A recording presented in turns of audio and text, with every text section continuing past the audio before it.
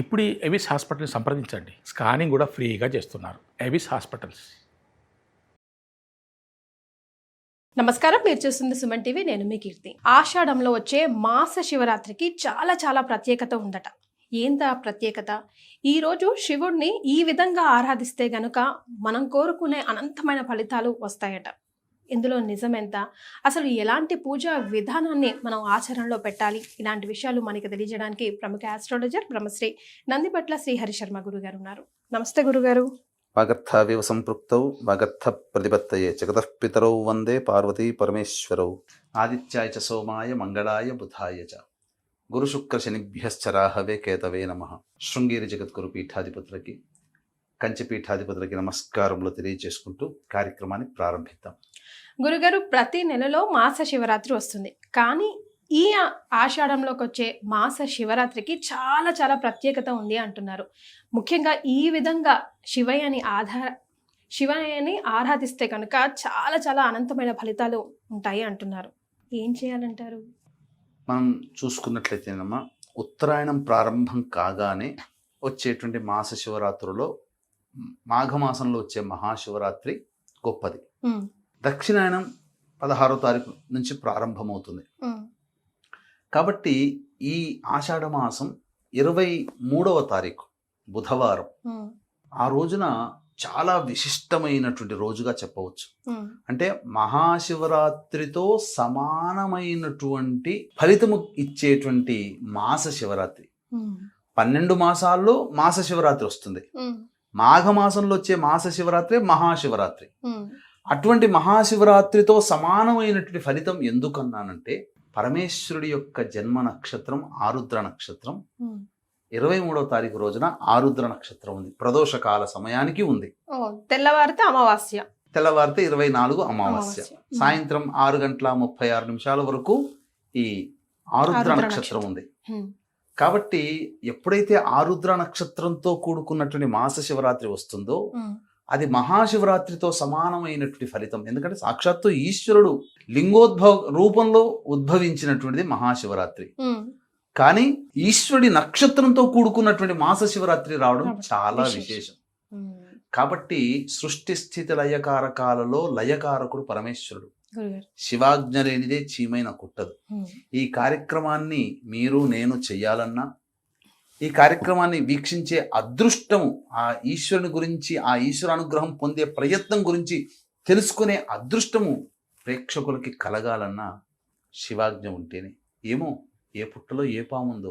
అంతే కదా గురుగారు. ఈ కార్యక్రమం వినడం ద్వారా వాళ్ళు ఏదైనా సమస్యలు ఎదుర్కొంటున్నారు అనుకోండి, వీక్షించేటువంటి ప్రేక్షకులకి మనం చెప్పేటువంటి ఆ పరిహారం చేసుకుంటే ఆ పరమేశ్వర అనుగ్రహం వల్ల ఆ సమస్య తీరుతుందేమో.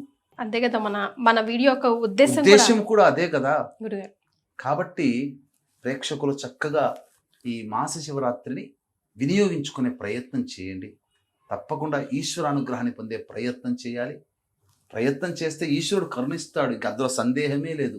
కరుణామయుడు కదా, కరుణించాల్సింది. ఏది ఇచ్చినా ఆ పదార్థంతో స్వీకరిస్తాడు. భక్త కన్నప్ప తిన్నడైనటువంటి భక్త కన్నప్ప కన్నుని అర్పించాడు కాబట్టి కన్నప్ప అయ్యాడు.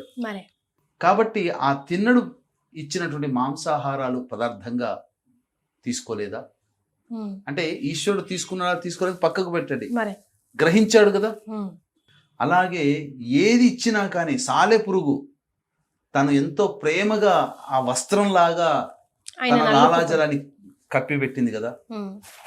అలాగే మణులను తీసుకొని వచ్చి కాళము అంటే పాము అర్పించింది కదా.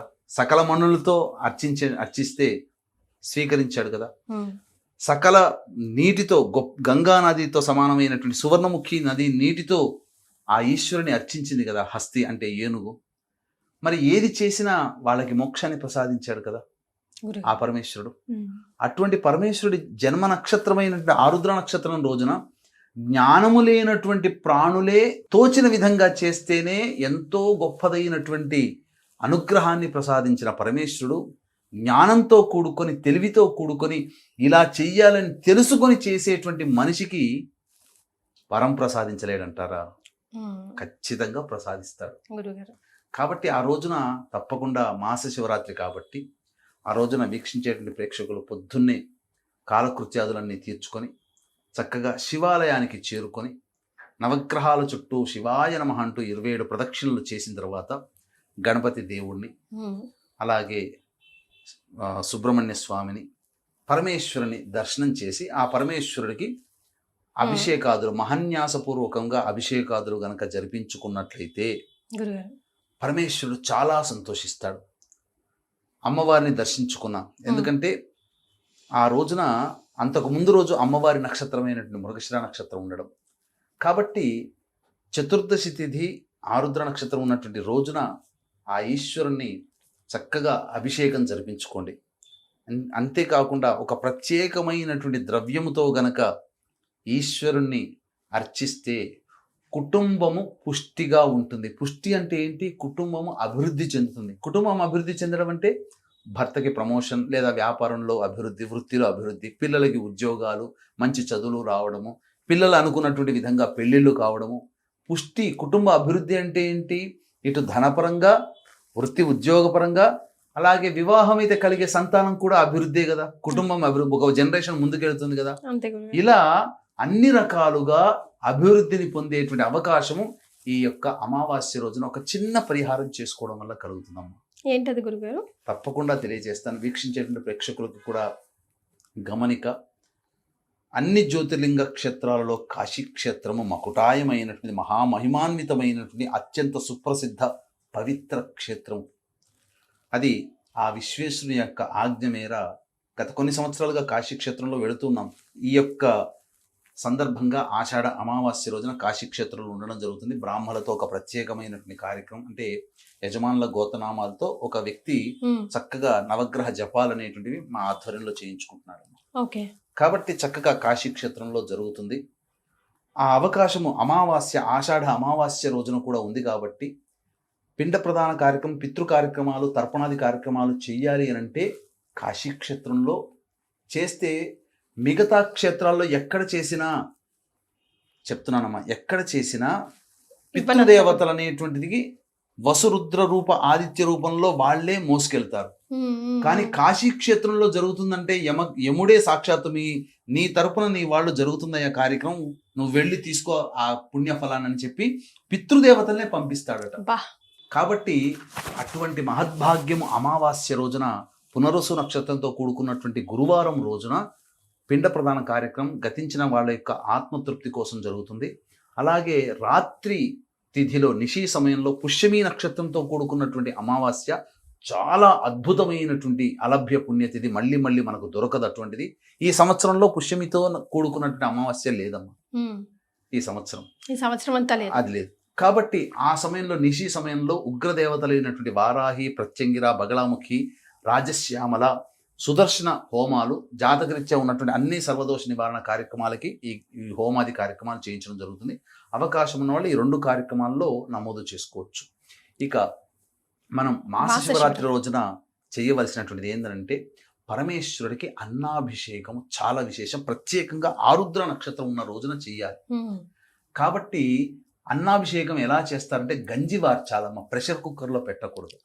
గంజి వార్చినటువంటి అన్నాన్ని ఒక తెల్లటి బట్ట మీద పరిస్తే వేడి వేడిగా పొగలు కక్కుతున్నది కాస్త గోరువెచ్చగా అవుతుంది, పుల్లలు పుల్లలుగా మల్లెపూలలాగా అవుతుంది. అది ఉదయం పూటనైనా చేయొచ్చు, ప్రదోషకాల సమయంలోనైనా చేయొచ్చు.